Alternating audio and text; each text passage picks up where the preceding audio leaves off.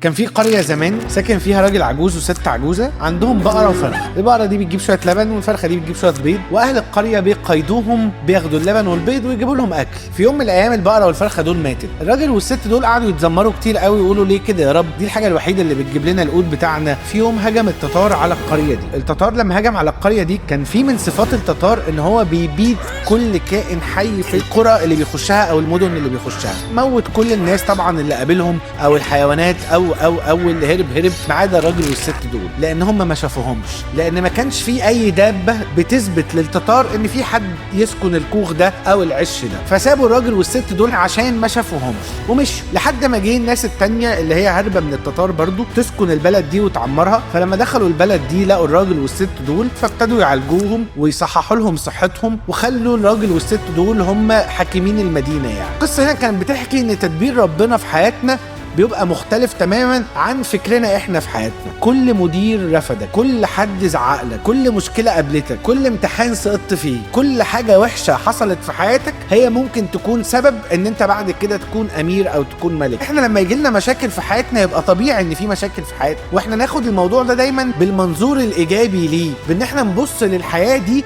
ان هي بتعمل حاجة عشان تاخد حاجة، لان هي مش هتفضل سالكة على طول، ومش هتفضل حلوة على طول، ومش هتفضل منورة على طول. صباح الفل. انا عايزك انت بس تعمل لي كومنتس هنا على طول عشان اطلع لك انا تاني كل يوم.